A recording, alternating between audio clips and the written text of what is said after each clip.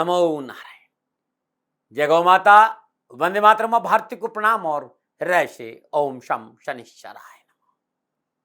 प्रिय मित्रों, साथियों, इस जिंदगी में परेशानी कब आती है, बुरे दिन कब आते हैं, कष्ट कब आता है। जिंदगी में बुरे बदलाव तब आते हैं जब व्यक्ति सपनों को देखकर पूरा करने की कोशिश करने की बजाय सपनों की दुनिया में जीना शुरू कर देता है। सपने पूरे हो उसके लिए कोशिश करनी होगी, इस बात का ध्यान रखना भाई। नमो नारायण, नमो नारायण। मेरा छोटा सा निवेदन, मेरे आराध्य शनिदेव 29 अप्रैल रात में अपनी मूल त्रिकोण राशि कुंभ में प्रवेश कर रहे हैं। 30 साल के बाद अपनी मूल त्रिकोण राशि कुंभ में प्रवेश, और जिस तरह की ग्रह योग है, इतने सुंदर महासंयोग में 30 अप्रैल 2022 शनि अमावस्या महोत्सव श्री शनिधाम शनि तीर्थ क्षेत्र असोला फतेहपुर बेरी में आपका स्वागत। करिए शनि भगवान के दर्शन, पूजन, तेलाभिषेक, संपूर्ण कष्टों से छुटकारा। दिल्ली और एनसीआर के सभी शनि भक्तों से मेरा निवेदन, शनि तीर्थ क्षेत्र असोला फतेहपुर बेरी अद्भुत तपोभूमि है मेरी। खाली दर्शन करने से शनिदेव की कृपा का प्रसाद प्राप्त होगा और जीवन खुशियों से भर जाएगा। प्रिय दर्शकों, मित्रों, साथियों, 12 साल के बाद बृहस्पति अपनी स्वराशि मीन में संचरण करेंगे 13 अप्रैल 2022 से। बृहस्पति लगभग 1 साल कुछ महीनों में एक राशि पार करता है, तो अपनी स्वराशि मीन में आने में उन्हें 12 साल लगा है। और 12 साल के बाद सोम के नक्षत्र यानी पूर्व भाद्रपद नक्षत्र में बृहस्पति 13 अप्रैल 2022 दोपहर 3:48 पर अपनी राशि में प्रवेश करेंगे। पूर्व भाद्रपद नक्षत्र बृहस्पति का अपना नक्षत्र है। यहां ये 28 अप्रैल तक रहेंगे और 28 अप्रैल को रात्रि 9:20 के आसपास उत्तर भाद्रपद नक्षत्र में प्रवेश करेंगे। उत्तर भाद्रपद नक्षत्र शनिदेव का नक्षत्र है और यहां बृहस्पति 28 अप्रैल से लेकर 29 दिसंबर 2022 तक इसी नक्षत्र में संचरण करेंगे। 28 जुलाई 2022 को बृहस्पति स्वराशि मीन में रात्रि 2:09 के आसपास वक्री होंगे। 28 जुलाई से 23 नवंबर 2022 तक बृहस्पति वक्री अवस्था में स्वराशि मीन में संचरण करेंगे, यानी 118 दिन या लगभग 4 महीने 6 दिन के आसपास बृहस्पति देव वक्री अवस्था में मीन राशि में संचरण करेंगे।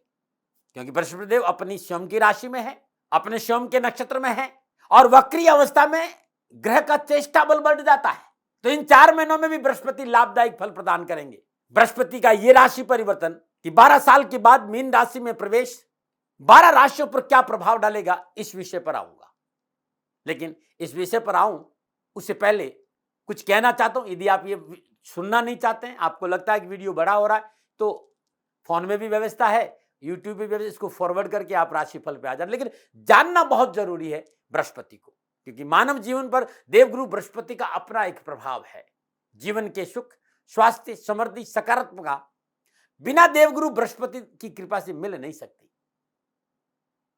यदि हम लोगों की जन्मकुंडली में बृहस्पति अनुकूल है, हमारी जीवन की गाड़ी सुगमतापूर्वक अपनों के साथ आगे बढ़ जाती है। भारतीय ज्योतिष में बृहस्पति देव को 9 ग्रहों में सबसे शुभ ग्रह माना है। बृहस्पति देव संयम, शील, धर्म के कारक ग्रह है। ज्योतिषीय ग्रंथों में बृहस्पति देव को साधुवर्ती, आध्यात्मिकता, दिव्यता, ब्रह्म विद्या से संबंधित माना है। और वैदिक ज्योतिष बृहस्पति को आकाश तत्व का से जोड़ती है। बृहस्पति का विशेष गुण है विशालता, विकास, कर्म, धर्म, दर्शन, ज्ञान, समृद्धि, इसके कारक हैं बृहस्पति देव। बृहस्पति अनुकूल है, सात्विक गुणों का विकास होगा, समाज में मान और प्रतिष्ठा बढ़ेगी, उच्च पदों में प्राप्ति होगी। एक राशि में लगभग 12 या 13 महीने के आसपास बृहस्पति संचरण करते हैं। किसी भी जातक के जीवन में होने वाले शुभ कार्य के लिए बृहस्पति देव को काफी अनुकूल माना गया है। बृहस्पति देव अनुकूल नहीं, शुभ कार्य नहीं होंगे। बृहस्पति देव के साथ पास 2 राशियां हैं, धनु और मीन। धनु राशि अग्नि तत्व राशि है और मीन राशि जल तत्व राशि है, और उसके साथ ही जल तत्व राशि कर्क में है। बृहस्पति देव ऊंच के होते हैं, जबकि शनिदेव की राशि मकर में बृहस्पति देव की जो अवस्था है वो नीच अवस्था रहती है। लाल किताब बृहस्पति देव को ब्रह्मा और मानव के भीतर में हवा का कारक माना है। बृहस्पति देव अज्ञान के पथ से मानव को हटाकर जीवन की पूर्णता की ओर प्रेरित करते हैं। लगन में बृहस्पति है तो पूर्ण जन्मांक शुभ माना जाता है। विद्वानों की राय है कि लगन में विराजमान बृहस्पति वैभव देता है, सुख देता है, शांति देता है। यदि लगन में प्रतिकूल अवस्था में भी है तो चमत्कारी गुण उसके अंदर रहते ही रहते हैं। बृहस्पति देव शुभ ग्रहों से दृष्ट हो शुभ फल प्राप्त होते, और प्रतिकूल ग्रहों के बावजूद भी बृहस्पति की जो दृष्टि है उसमें अमृत है। अकेला बृहस्पति कभी भी अशुभ फल नहीं देता है। गुरुवार के दिन इनका व्रत रखा जाता है, गुरुवार इनके लिए शुभ माना जाता है। जन्मांग में 2, 5, 7, 9 और 11 भावों में शुभ फल देता है। इसके साथ ही काल पुरुष की कुंडली में बृहस्पति को 12वें भाव का कारक भी माना है। सूर्य, चंद्र, मंगल बृहस्पति के मित्र है। बुध बृहस्पति से शत्रुता रखते हैं, लेकिन बृहस्पति ज्ञान का कारक है, बुध बुद्धि का कारक है। इसलिए मैं कई बार यह देखता हूं कि शोध में ऐसा मिला है कि बृहस्पति और बुध में भी कोई ज्यादा टकराव नहीं है, क्योंकि ज्ञान के बिना बुद्धि का कोई महत्व नहीं और बुद्धि के बिना ज्ञान का क्या महत्व रहेगा। तो दोनों आपस में पूरक है। रही शुक्र की बात, शुक्र स्वयं आचार्य पद पर विराजमान है। एक आचार्य दूसरे आचार्य का सम्मान करता है। केतु कर्म फल दाता है, तो बृहस्पति की शनि से भी, शनिदेव कर्म फल दाता है, तो बृहस्पति का शनिदेव से भी कोई शत्रुता नहीं है। अब रही राहु और केतु की, तो राहु कार्मिक ग्रह है। संपूर्ण जन्मांग में सबसे महत्वपूर्ण ग्रह राहु और केतु है, और बृहस्पति और राहु केतु के आपस में कम बनती है, ऐसा देखा गया है। काल पुरुष की कुंडली में बृहस्पति 9वें और 12वें भाव में स्वगरी माना जाता है। बृहस्पति 4थे घर में ऊंच का होता है और 10वें घर में नीच का होता है। बृहस्पति अध्यात्म शिक्षा का कारक है। बृहस्पति यदि प्रतिकूल है तो सांस संबंधी तकलीफ होती है, और बृहस्पति 6ठे भाव में है तो पिता को सांस की तकलीफ होती है। वे लोग जिन्हें शिक्षा संबंधी क्षेत्र में कुछ परिवर्तन करना चाहते हैं, उनके लिए बृहस्पति क्या संकेत दे रहा 2022 में? क्या 2022 में नया व्यापार शुरू होगा? क्या नौकरी लगेगी? क्या प्रमोशन मिलेगा? क्या राजनीतिक वर्ष तो राजनीतिक सफलता मिलेगी? क्या सामाजिक सेवाओं का अवसर मिलेगा? क्या घर में होगी बरकत? क्या परिवार के सदस्य एक साथ बैठ पाएंगे? क्या शादी विवाह के मसले हल होंगे? क्या अविवाहितों का विवाह होगा? क्या तलाक की स्थिति टलेगी? क्या घर में आएगा पैसा? क्या संतान को मिलेगी सफलता? ये सारी बातें देवादिदेव बृहस्पति देव के क्षेत्र में आती है। अब हमको झांकना होगा अपने भीतर में, हम कहां खड़े, हमारा क्या लक्ष्य है? क्या देवगुरु बृहस्पति लक्ष्य प्राप्ति में सहायक सिद्ध होंगे या फिर आएगी बाधा? ये था बृहस्पति देव के बारे में मेरे कुछ विचार।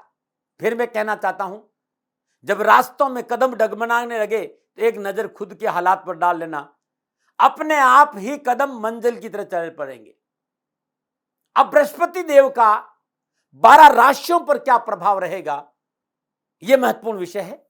बृहस्पति देव अपनी राशि में है, और अपनी राशि में बैठकर इनकी 3 दृष्टियां भी है, 5, 7 और 9। सारे विषय पर मैं आपको चर्चा करूंगा। शुरू करते हैं राशिफल। ये जो राशिफल है ये आपकी चंद्र राशि, आपकी नाम राशि पर आधारित है, लेकिन बहुत सी विधाओं का समावेश इसमें है। नक्षत्र गणना भी है, लगन को भी देखा है मैंने। जो सूत्र मैं जानता हूं अपने जीवन में, वो सारे सूत्र मैंने इस फलादेश में लगाए हैं। मित्रों, साथियों, राशिफल पुरुषों के लिए भी है, महिलाओं के लिए भी है, बुजुर्गों के लिए और बच्चों के लिए भी है। मेरा छोटा सा निवेदन, मेरे आराध्य शनिदेव 29 अप्रैल रात में अपनी मूल त्रिकोण राशि कुंभ में प्रवेश कर रहे हैं। 30 साल के बाद अपनी मूल त्रिकोण राशि कुंभ में प्रवेश, और जिस तरह की ग्रह योग है, इतने सुंदर महासंयोग में 30 अप्रैल 2022 शनि अमावस्या महोत्सव श्री शनिधाम शनि तीर्थ क्षेत्र असोला फतेहपुर बेरी में आपका स्वागत। करिए शनि भगवान के दर्शन, पूजन, तेलाभिषेक, संपूर्ण कष्टों से छुटकारा। दिल्ली और एनसीआर के सभी शनि भक्तों से मेरा निवेदन, शनि तीर्थ क्षेत्र असोला फतेहपुर बेरी अद्भुत तपोभूमि है मेरी। खाली दर्शन करने से शनिदेव की कृपा का प्रसाद प्राप्त होगा और जीवन खुशियों से भर जाएगा। प्रिय दर्शकों, मित्रों और साथियों, बृहस्पति देव के राशि परिवर्तन का तुला राशि पर क्या प्रभाव रहेगा, इस विषय को लेकर आपके सामने हूं। तुला राशि वालों के लिए बृहस्पति देव तीसरे और 6ठे भाव का स्वामी होकर 6ठे भाव स्वराशि मीन में सूर्य के साथ विराजमान इस समय है। बृहस्पति देव की पंचम पूर्ण दशा 10वें भाव में अपनी उच्च राशि कर्क पर है। सप्तम दृष्टि कन्या राशि द्वादश भाव पर है, और नवम दृष्टि वृश्चिक राशि धन भाव पर है। 28 जुलाई से 23 नवंबर 2022 तक बृहस्पति देव वक्री अवस्था में स्वराशि मीन में छठे भाव में संचरण करेंगे। छठे भाव में बृहस्पति देव की उपस्थिति इतनी कंफर्टेबल मैंने नहीं देखी मेरे अनुभव के आधार पर। बृहस्पति देव छठे भाव में अपने आप को असहज महसूस करते हैं। कालपुरुष की कुंडली में यह घर बुध का है और बुध और बृहस्पति देव के वैचारिक मतभेदों के कारण बृहस्पति देव छठे भाव में स्वयं को अनकंफर्टेबल महसूस करते हैं। लेकिन इस बात को भी देखना होगा कि बृहस्पति देव अपनी स्वराशि मीन में विराजमान है, तो प्रतिकूल परिस्थितियों के बावजूद भी सफलता और अपने स्वभाव के अनुसार लाभ जरूर देंगे। फिर भी छठे भाव में बृहस्पति के बैठने से कारोबारी लेन देन के मसलों में सावधानी बहुत जरूरी है। बैंक आदि से लोन लेते समय डॉक्यूमेंट पे लापरवाही नहीं करें। कोई प्रतियोगिता, कोई कंपटीशन है, कोई जॉब संबंधी कोई मसला है तो पूर्ण एफर्ट लगाए, लापरवाही नहीं करें, तभी सफलता मिलेगी। अब बृहस्पति देव अपनी पंचम पूर्ण दृष्टि से दसम भाव को देख रहे हैं और दृष्टि में अमृत होता है, तो व्यवसाय और कैरियर के दृष्टिकोण से समय पूर्ण अभिलाषाओं की पूर्ति करेगा। नए कारोबारी संबंध बनेंगे, इसकी वजह से कारोबार में विस्तार में अनुकूलता आएगी। आपकी सूझबूझ, आपके काम करने का तरीका आपके लिए सफलता के नए द्वार खोलने में सहायक होगा। कामकाज संबंधी परेशानी से मुक्ति मिलेगी। एक से अधिक रोजगार के साधन उपलब्ध होंगे। यदि आपका पैसा स्टॉक मार्केट में है, शेयर मार्केट में है, फंसा हुआ है, तो ये समय पैसा मिलने का संकेत है, प्रबल चांसेस है पैसा निकालने का। व्यवसाय में पिता का पूर्ण सहयोग प्राप्त होगा। यदि आप नौकरी में है और नेवी में है, आपका काम समुद्री तटों के आसपास है, तो विशेष लाभ और सफलता के योग नजर आ रहा है। कारोबार में नए आयाम स्थापित होंगे। कारोबार के क्षेत्र में एक से अधिक लाभदायक साधन उपलब्ध होंगे। धैर्य, संयम, ज्ञान, सहजता और संतुलन को देखने का मौका मिलेगा। देश विदेश से कारोबारी संबंध बनेंगे। देश विदेश से लाभदायक यात्राओं का योग बनेगा। यदि आप प्राइवेट नौकरी में है तो आपका थोड़ी सी सावधानी, कार्यस्थल पर बैकबाइटिंग नहीं करें। जो लोग साथ काम कर रहे हैं उनकी आवश्यकता पर ध्यान दें। जो आपके नीचे काम कर रहे हैं उनको अपने साथ लेके चलें। बॉस से बना कर रखें। सरकारी नौकरी में समय अनुकूल है। आर्थिक स्थिति मजबूत होगी। आर्थिक परिस्थिति से जुड़े मसले सहजता से संपन्न होंगे और परेशानी से मुक्ति मिलेगी। साथ साथ शत्रुओं पर आप विजय प्राप्त करेंगे। बृहस्पति की सप्तम पूर्ण दृष्टि कन्या राशि 12वें भाव पर है। इस बात का ध्यान रखना, चाहे व्यवसाय, कामकाज हो, परिवार हो, सब कार्य में अनावश्यक खर्चे नहीं हो, इसे संभालना होगा। लाभ मिलेगा। आयात और निर्यात के कारण सफलता मिली, लेकिन खर्चों में बढ़ोतरी का संकेत है, इसमें थोड़ी सी सावधानी बरतें। 28 जुलाई से 23 नवंबर 2022 तक बृहस्पति वक्री अवस्था स्वराशि मीन छठे भाव में संचरण करेंगे। उस समय आपको वित्तीय लेन देन में थोड़ी सी सावधानी बरतनी होगी। कोई कानूनी मसला है तो सजगता से लगे। कोई बीमारी है तो लापरवाही नहीं करें। लोन आदि के मसलों में पूर्णता कानूनी चीजों पर ध्यान दें। बृहस्पति देव की अपनी पूर्ण नवम दृष्टि दूसरे भाव पर है, कुटुंब भाव पर। कारोबार और परिवार के बीच में संतुलन अच्छा रहेगा। आर्थिक धनकोष में वृद्धि होगी।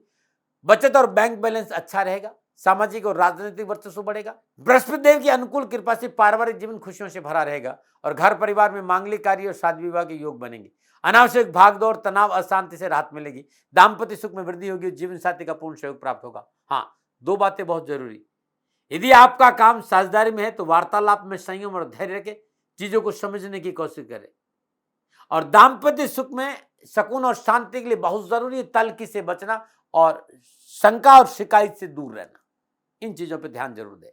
आप युवा वर्ग है, संपूर्ण परेशानियों से मुक्ति का समय आपके लिए। व्यवसाय, नौकरी में दोनों में आप मेहनत का पूर्ण फल प्राप्त होगा। कैरियर और एजुकेशन के दृष्टिकोण से विदेश यात्रा का योग है। घर से दूर जाकर आप नौकरी भी कर सकते हैं, पढ़ाई भी कर सकते हैं, व्यवसाय भी कर सकते हैं। शादी विवाह के मसलों में अलगाववाद की जो स्थिति है वो समाप्त होगी। खर्चे जरूर है लेकिन शुभ कार्यों में है। ईश्वर चिंतन, निज चेतना की ओर लगाव होगा। सफलता के अच्छे अवसर प्राप्त होंगे। परंतु मित्र, जो कुछ भी आपको मिलेगा ना, वो आपकी संघर्ष, आपकी मेहनत होगा, आपके परिश्रम से मिलेगा। थाली में परोस कर आपको हाथ लाके कोई नहीं देगा। आपको मेहनत करनी पड़ेगी। सफलता अच्छी है लेकिन मेहनत के बाद है। आप विद्यार्थी पढ़ाई में सफलता के लिए कड़ी मेहनत, कठिन परिश्रम, संघर्ष का करना पड़ेगा। अच्छे परिणाम के लिए पढ़ाई में मेहनत करनी पड़ेगी। पढ़ाई में रुझान बढ़ाना होगा। पारिवारिक सदस्यों की सलाह पर ध्यान देना होगा। वैसे नक्षत्र गणना इस बात का संकेत दे रही कि आपकी मेहनत, आपकी परिश्रम प्रतियोगिता और परीक्षा में अच्छे परिणाम मिल सकते हैं। परिश्रम का परिणाम अच्छा रहेगा। पॉजिटिव थॉट के साथ आगे बढ़े, सफलता जरूर मिले लेकिन मेहनत से। स्वास्थ्य के दृष्टिकोण से तुला राशि वालों के लिए समय सावधानी का संकेत है। अनावश्यक स्वास्थ्य संबंधी परेशानियों का सामना करना पड़ता है। चिकित्सा में लापरवाही नहीं बरतें। विशेष रूप से अपच, आंतें, गैस, एसिडिटी, शुगर, उच्च या निम्न रक्तचाप शरीर में कहीं सूजन है, तुरंत डॉक्टर की सलाह लीजिए और समय पर दवा लें और दैनिक दिनचर्या को थोड़ा सा सुव्यवस्थित रखें। 2022 के लिए कुछ विशेष बातें जिन पर आपको ध्यान देना होगा। 28 जुलाई से 23 नवंबर 2022 के बीच में बृहस्पति देव वक्री अवस्था में स्वराशि मीन छठे भाव में संचरण करेंगे। बृहस्पति देव धर्म के देवता है और शनिदेव के नक्षत्रों में संचरण करे। कर्म और धर्म का मिलन यानी मणिकांचन योग है, लेकिन बहुत जरूरी है धर्म का पालन करना। इस समय बृहस्पति देव की इस राशि परिवर्तन आपको अनावश्यक फॉल्स इल्यूजन्स घेरे रहेगा, उससे बचना है। गुप्त शत्रुओं की दृष्टि आप पर रहेगी। शत्रु गुप्त रूप से आपको घेरने का प्रयास करेंगे, सतर्क रहें। किसी भी कामकाज में जल्दबाजी नुकसान देगी। अपने आसपास के लोगों पर अनावश्यक क्रोध नहीं करें, नुकसानदायक रहेगा। आपके फैसले आपके गले की फांस बन सकते हैं, फैसले सोच समझ कर ले। कोई बहुत नजदीक व्यक्ति आपको षड्यंत्र करके फंसा सकता है। अपनों को साथ रखें और फैसलों के समय अपनों के साथ मिलकर फैसले लेना अच्छा रहेगा। वाहन को सावधानी से चलाए। लंबी दूरी की यात्रा स्वयं वाहन चलाकर नहीं करें और राजनीतिक जोड़ तोड़ में नहीं पड़े। सुनने पर ज्यादा जोर दे, बोलने पर अंकुश लगाए। क्या उपाय करें? मेरा छोटा सा निवेदन, मेरे आराध्य शनिदेव 29 अप्रैल रात में अपनी मूल त्रिकोण राशि कुंभ में प्रवेश कर रहे हैं। 30 साल के बाद अपनी मूल त्रिकोण राशि कुंभ में प्रवेश, और जिस तरह की ग्रह योगा योग है, इतने सुंदर महासंयोग में 30 अप्रैल 2022 शनि अमावस्या महोत्सव श्री शनिधाम शनि तीर्थ क्षेत्र असोला फतेहपुर बेरी में आपका स्वागत। करिए शनि भगवान के दर्शन, पूजन, तेलाभिषेक, संपूर्ण कष्टों से छुटकारा। दिल्ली और एनसीआर के सभी शनि भक्तों से मेरा निवेदन, शनि तीर्थ क्षेत्र असोला फतेहपुर बेरी अद्भुत तपोभूमि है मेरी। खाली दर्शन करने से शनिदेव की कृपा का प्रसाद प्राप्त होगा और जीवन खुशियों से भर जाएगा। तो तुला राशि वालों, हर रोज प्रातःकाल नित्य कर्म स्नान उपरांत भगवान शिव का पूजन जरूर करें। श्रद्धानुसार भगवान शिव का पूजन करने के बाद चंदन की धूप जलाए और लिंगाष्टमक स्रोत है उसको सुने या स्वयं पढ़े, बहुत अच्छा रहेगा। यदि आपके आसपास शिव मंदिर है या आपके घर में अंगुश प्रमाण शिवलिंग स्थापित है तो हर रोज शहद अर्पित करना बड़ा शुभ रहेगा। शहद, थोड़ा सा जल, थोड़ा सा गंगा जल। शनिवार के दिन देवाधिदेव शनिदेव का तेलाभिषेक अति कल्याणकारी रहेगा। और बृहस्पतिवार के दिन श्रद्धानुसार या 900 ग्राम चने की दाल किसी गरीब, निर्धन, जरूरतमंद स्वागन महिला को दान में देंगे तो हर कष्ट, हर परेशानी से छुटकारा मिलेगा। ये जरूर करें। ओम ग्राम ग्रीम ग्राम श गुरुवे नमः बृहस्पति के बीज मंत्र का जाप करें और इसके साथ साथ ओम ह्रीम सूर्य पुत्राय क्लीं कृष्णाय नमः इस मंत्र का जाप करना अति उत्तम लाभ का संकेत दे रहा है। हर रोज शाम के समय और सुबह तुलसी मैया के आगे शुद्ध देसी घी का दीपक जलाकर 27 बार ओम नमो भगवती वासुदेवाय नमः इस मंत्र का जाप करना उत्तम रहेगा। नमः नारायण। प्रिय मित्रों, साथियों, नक्षत्र गणनाओं के आधार पर ये तुला राशि वालों का राशिफल था। नक्षत्र गणनाओं का आकलन मेरे अनुभव के आधार पर था। मेरा कोई दबाव नहीं है। सेकंड ओपिनियन का अधिकार आपका था, आपका है, आप ही करेगा। हाँ, इतना जरूर कहना चाहता हूं कि कोई मेरे से भूल हो गई हो तो दोनों हाथ जोड़कर क्षमा मांगता हूं। आप सुखी रहें, स्वस्थ रहें, समृद्धिशील रहें। शनि भगवान के चरणों में मेरी प्रार्थना। नमन नारायण। राजस्थान का हर व्यक्ति जानता है दाती महाराज गायों से बहुत प्यार करते हैं, बेटियों से बहुत प्यार करते हैं। हजारों सैकड़ों बेटियों के लिए, जीवन के लिए मैंने अपना संपूर्ण जीवन दिया है और ये मेरा शौक था, मेरी राष्ट्र की धरोहर थी और ये करना मेरा कर्तव्य और कर्म था। मैं आपको किसी वजह से नहीं सुना रहा हूं, बस खाली बता रहा हूं कि ये मेरा जीवन का लक्ष्य रहा है। मनुष्य हूं और मानव होने के नाते मेरा कर्तव्य है कि मैं अपनी राष्ट्र की सेवा करूं। मैं इस राष्ट्र का नागरिक हूं। 30 सालों से मैं बेटी बचाओ और गौ सेवा में अपना जीवन इस राष्ट्र के साथ लगाया है। वर्तमान परिस्थितियां आर्थिक दृष्टिकोण से मेरी अनुकूल नहीं है। धन नहीं मांग रहा हूं कि मुझे आप पैसे दीजिए, नहीं, पहले भी कभी नहीं मांगा और अब भी मैं नहीं कह रहा हूं। और ये मेरा अहंकार नहीं है, क्योंकि धन को लेकर मैं राष्ट्र के सामने कभी नहीं आया था। हमेशा मैंने एक आख साहब सेवा करी, आप, मैं भी सेवा करता हूं, आप भी सेवा करें। धन नहीं चाहिए, लेकिन वर्तमान में जो आर्थिक परिस्थिति हैं वो मेरे को ये कहने के लिए मजबूर कर रही है कि शनिधाम गौशाला की गायें दुखी नहीं रहे, इसके लिए मुझे आपका सहयोग चाहिए। और सहयोग के लिए मैं स्वयं आपके साथ खड़ा हूं, आपकी समस्याओं के समाधान के लिए। भाई, आप अपनी जन्म कुंडली का अवलोकन कराना चाहते हैं, आप अपनी जन्म कुंडली बनाना चाहते हैं, आपको बहुत सी चीजों की जानकारी चाहिए, तो मैं आपके साथ खड़ा रहूंगा। पूरे साल खड़ा रहूंगा, जब तक जीऊंगा तब तक खड़ा रहूंगा। नंबर आ रहा है, इन नंबरों पर संपर्क करिए, आप मेरे से बात करिए, लेकिन इसकी एवज में गायों के लिए चारे की व्यवस्था कर लीजिए। और इसीलिए मैंने कहा था कि भाई थोड़ा दिन इस समय मैं परेशानी में हूं और मेरी गायें चारों को लेकर थोड़ी सी परेशान हैं। ऐसा हृदय से आया, लोगों ने कहा कि राष्ट्र आपसे प्यार करता है दाती महाराज, एक बार निवेदन करिए। तो मैं दान नहीं मांग रहा हूं, फिर भी मैं अभी भी मेरा ये अहंकार नहीं साथियों, मेरा राष्ट्र सर्वोपरि है। मैं ये नहीं कह रहा हूं, मैं ये कह रहा हूं मैं परिश्रम करूंगा आपके लिए, और परिश्रम के एवज में गायों के लिए चारे की व्यवस्था करिए। शनि भगवान आपकी रक्षा करे और आपका जीवन सदा खुशियों से भरा रहेगा, ऐसा मेरा निवेदन। और वे लोग जो सक्षम है, सामर्थ्यवान है, और जिन्हें दाती महाराज के ज्योतिषीय समाधान की आवश्यकता नहीं, तो उनको मेरा प्रणाम। क्योंकि बहुत से लोगों को मैंने देखा है पिछले एक महीने में, लगभग 20 से 25-50 लोग ऐसे भी हैं जिन्होंने शनिधाम गौशाला में 2100 रुपया चारा कर दिया है। मैं उन सब के प्रति अपना आभार प्रकट करता हूं, और यह सहयोग मैं जीवन भर याद रखूंगा। मित्रों, समय ऐसा है कि मेरी परिस्थिति आर्थिक दृष्टिकोण से अनुकूल संकेत नहीं दे रही है, इसलिए मैंने राष्ट्र से कहा कि शनिधाम गौशाला में परेशानी नहीं चाहिए। सरकार सपोर्ट कर रही है, अपनी सीमाओं में रहते हुए जो सरकार करती है, लेकिन उससे पूरा नहीं पड़ता है, ये आप भी जानते हैं। शासन की अपनी एक सीमा है और अपनी मर्यादा है, और शासन के पास और बहुत से काम है। लेकिन फिर भी मैं आप सभी का धन्यवाद देते हुए हृदय से पुनः एक बार निवेदन करना चाहता हूं कि आपको लगता है कि दाती महाराज के साथ शनिधाम गौशाला में खड़ा रहना है, तो नंबर है, जरूर सहयोग करें। मेरा कोई दबाव नहीं है, प्रार्थना थी। ओम नमो नारायण, ओम नमो।